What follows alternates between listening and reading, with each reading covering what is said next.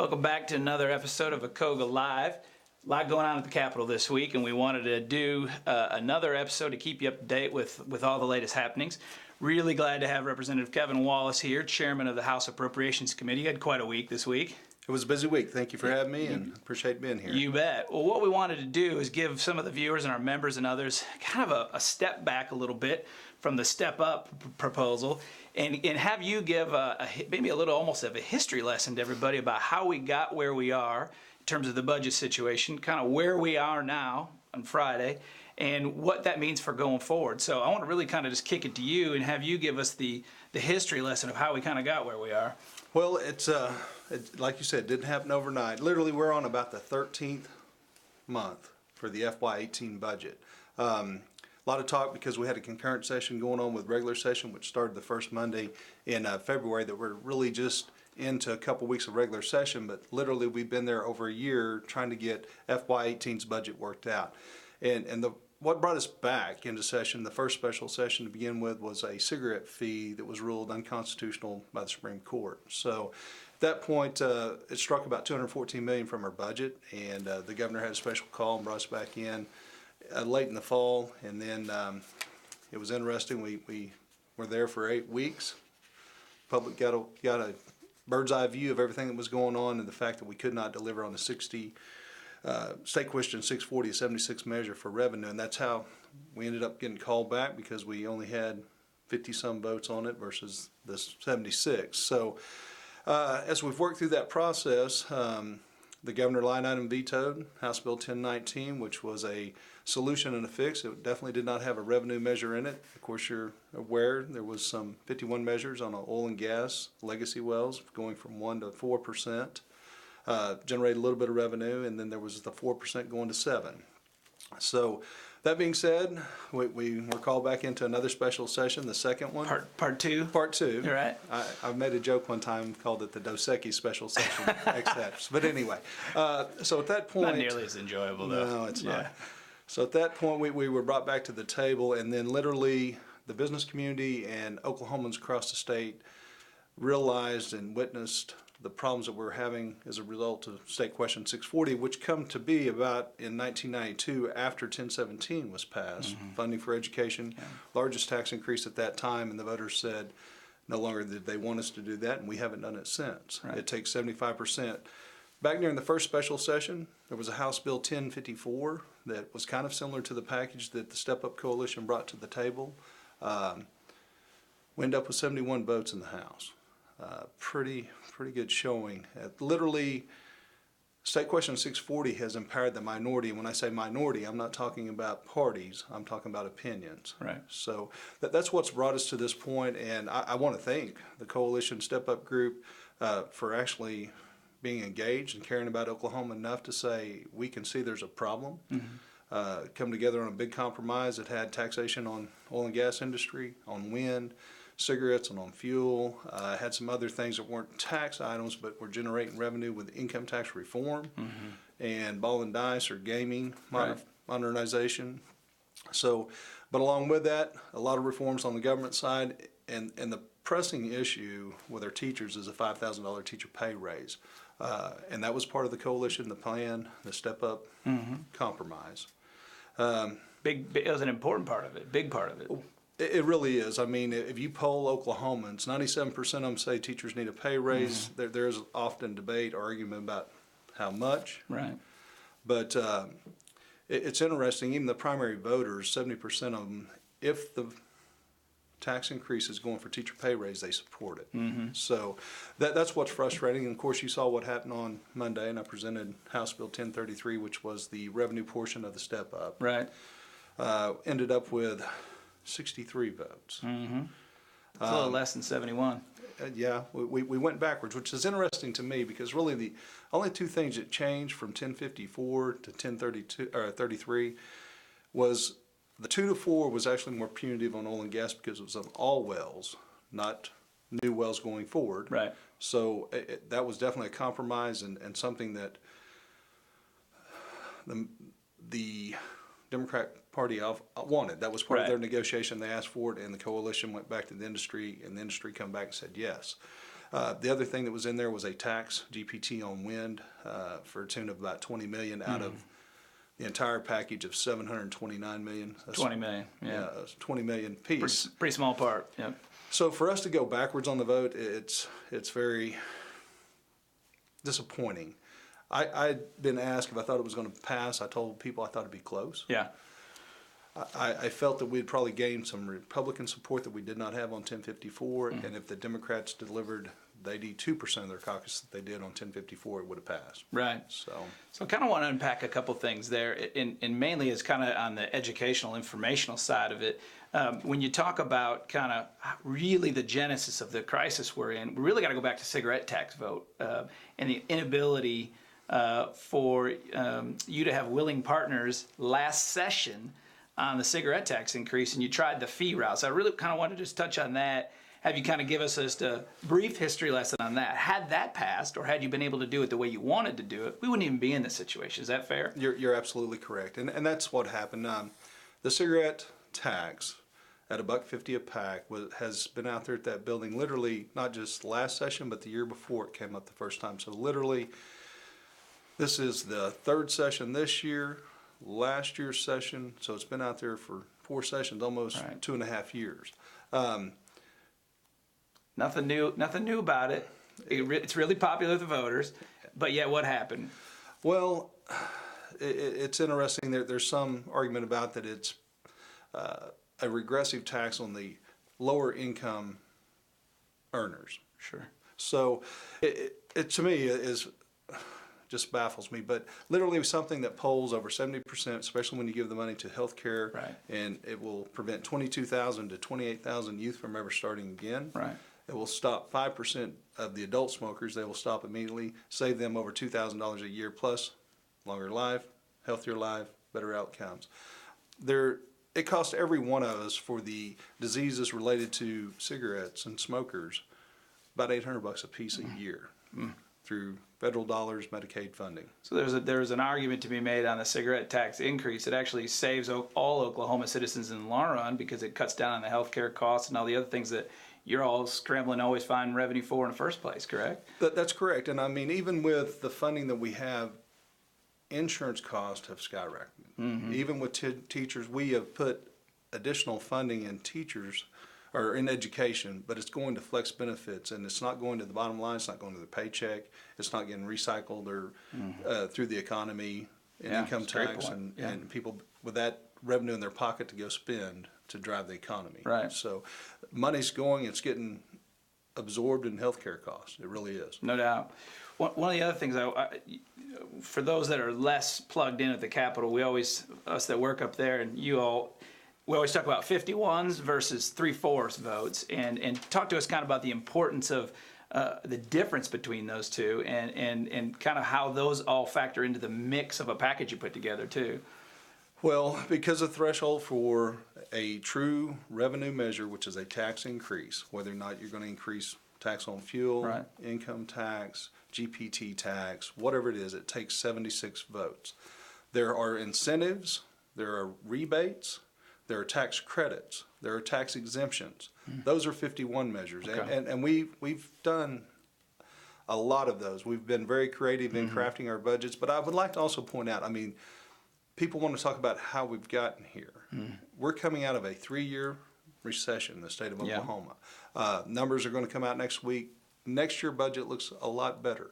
But the gap and the hole that we had in 18 is something that we still have not been able to fix. And what happened after the vote failed on Monday, Tuesday was a day felt like a family member's funeral. Pretty somber day, Yeah. a lot of frustration. Wednesday we went right back to work, met with the Senate, the governor's staff, decided we would close up the 18 budget. We ran House Bill 1020 yesterday out of JCAB, both on the Senate and House side. It is using all the cash that we have, which is $53.5 million, spreading the cuts out across all agencies, which is about a cut of just under $45 million. Annualized, that's a 0.65% cut for all agencies that are appropriated. And I know you didn't want to do that. I mean, I know that wasn't your goal. I know that you spent a lot of time learning the state budget so you don't have to do those across the board cuts. But with failure of the step-up plan to pass, your hands were tied. Essentially, and you didn't have the votes for it, mainly because our friends in the Democrat caucus didn't supply enough of the votes to get there. Your caucus did the 3/4 necessary. You didn't want to have to do this cut, and I think that's one of the things that you all have been smart about, not just running around banging your chest about it, but you didn't want to have to do that. Correct? No, there's no one. I won't say no one. The majority definitely never wanted to cut those budgets. Right. But that's the reason we've worked so long and hard and time after time and due diligence trying to get it passed. But what happened from November when we passed 1019, we were able to have a very small cut, but it was over a lot longer period of time. We held some agencies flat, protected. Common Ed is always one that is the first one we tried to protect. Right. Based on the amount of time left in the year, we could not protect anybody. Whenever you go to Common Ed, you add another point to every other agency. That annual cut, when you have to absorb it all in the last quarter, the last 3 months, those allocations have to reflect the entire year. So it goes from just a small cut to a very large cut the last 3 months of like 8% if we'd held agencies flat. And the smaller agencies cannot handle that type of a cut. So now here we are. You've passed the cuts out of committee yesterday. I'm assuming those will go to the floor next week. And so next week looks like what from an exact kind of legislative movement? What are we looking at next week? Well, they're House bills. Right. They came out on Thursday. The very next day, which Monday will be the first legislative day, they will be on the House floor. Once they pass off the House floor, there will be 1 day layover. They'll be in the Senate on Wednesday. Should pass out of the Senate, go to the governor Wednesday evening, and I would anticipate she'll probably have them signed no later than Thursday. Okay. So alternative reality, if you could have your way, what do we do? What would we do now differently than the plan we're stuck with now? It sounds like Oklahomans need to know that there isn't really a choice. You have to do it this way. But what are some of the other scenarios that you could see that you would prefer to go? And you got to remember, we're talking 18 budget, but you still have to work on 19 budget now. You should have been done with 18 last session. You're still having to close that up, and now we've got to start on the 19 budget. So give us a preview of what are some of the options that are out there, what it looks like. I know you mentioned the revenue picture, and explain to people what those numbers are and what it means. So talk to me about 18, a little bit about 19 again as well. Okay. The 18 budget is what we passed last May. It was Senate Bill 860. And it's the 18 budget. It actually began July 1st of 17, and it ends June 30th of 18. The budget that we're in regular session to work on right now is the FY19 budget. Sure. Begins the 18th July and ends June 19. The amount of time that we had, and we talked about that just briefly, but the 18 budget constitutionally we have to have it balanced. We had it balanced with 860. However, there was a challenge, and the court overturned, said we didn't pass that measure correctly. So with that hole, and we went back and worked and we balanced it out. We've had a balanced budget. We will have a new one now next week, and it will give us amount of time to step back. The Board of Equalization comes in February and again in December, and then in February to certify the estimate is coming in. And that's how much money you get to spend for 19, correct? That'll give you the revenue picture. That is what we'll be able to base 19's budget on, but what they're looking at is what we projected 18 to be. Okay, now are we coming in above or below the estimate? And whenever we come in above the estimate, in December we were 1.7% above the estimate, which is great. That's the 100% number. But we only appropriate 95% of the estimate. That is our cushion. But last 3 years we come in, we had a $600 million shortfall. Right. We had a $1.3 billion. Right. And last year in December and then in the February numbers, we were $868 million short. We're not going to have a shortfall come next Tuesday on the 20th of February when the board certifies the numbers. And that's good news. That's great news. It really is. But some people say, well, the economy's doing better and we don't need revenue. I can tell you the economy is doing better, but anything that we want, we have to pay for it. Teacher pay raise, we've got to pay for it. State employee pay raise, we're going to have to pay for it. The only way to do that is have new recurring revenue. So that's kind of where we're at. We're still looking for the recurring revenue. Still like to see. I know that the idea of having another tumultuous vote like that for you, who had to carry it on the floor, probably isn't super exciting. But we would like to see a recurring revenue bill. I mean, that's the thing. And I'm just speaking for the Oklahoma Oil and Gas Association. To us, it's a high priority to get you the recurring revenue you need to get ourselves out of this hole, get a little bit of breathing room, get a teacher pay raise funded, and let you all get back to kind of long-term thinking, a little more long-range planning, as opposed to what you're doing now, which is, putting out fires and trying to fill holes. I know that's the goal for you for 19. What are the chances of us getting that done? Are you optimistic? It's probably hard to be. I tell you what, I truly believe our best opportunity was on Monday. Yeah. Monday's come and gone, it failed. I will continue to work, and I'm willing to compromise as long as we can have good faith negotiations and compromise that will move the state forward. And people have got to realize, when someone says compromise, that means they do not get everything they want. I don't. They don't. Correct. Industry does not. Let me be pretty clear. We don't want this either, but we were willing to compromise. As you know, we don't like these tax increases, and we're concerned about its impact on the industry. But again, at the end of the day, you got to have the revenue to run the government. We know we have to be a part of that, and we were willing to. And we really want to fund that teacher pay raise too. I know you've got other big priorities as well for us, but for an industry that depends as much on these STEM students and this public education system, it's real important for us long term to get that done. But I'm glad you're a little bit optimistic, but I do think you're right. I think the best shot was Monday, and that came and went. Well, and honestly, whenever you have a large portion, and I don't have the exact percentage, but I only had 1 or 2 groups were telling me don't support it. Right. And probably 7 out of 10 were telling me to support that.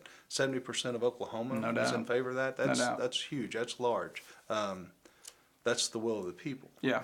So, this is my commentary, but the will of the people was upheld by just a very few people, which is going back to kind of what you started at, which was we've empowered the minority, and it's not party. We've empowered the minority opinion on that, and they held up a bill that would have been pretty big in getting us a long way towards some stabilization.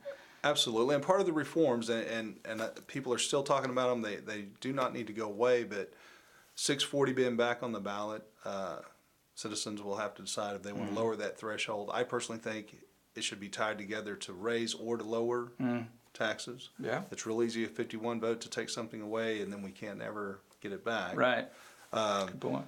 Some of the other reforms that is gaining a lot of talk, one is the lieutenant and governor ticket. Right. A lot of people are finding interest in that and continuing the conversation. The Office of Accountability. Right. The legislature really, truly needs that.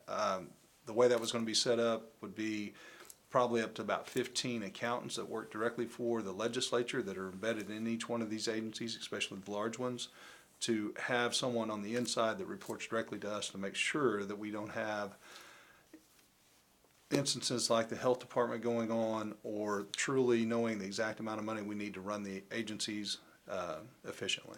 Arming you with the tools that you need to do the job that you volunteered to do, and we appreciate your service of being willing to run, and given the tools that are out there to help you do even a better job as A&B chair, and we hope we can be helpful in getting that done. Really want to thank you for coming in, and I know we got some big basketball games, high school basketball playoffs this weekend. You need to give a shout out to anybody about some cheering them on. Absolutely.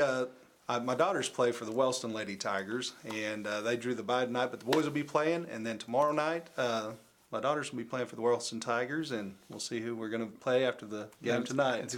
Maybe your home team. It could be. We'll see. Hopefully that'll happen. And you know what? I think it's a good reminder that as important as all this is at the Capitol, we've still got a lot more important things back home, and I know your constituents appreciate your hard work and your sacrifice, and so do we.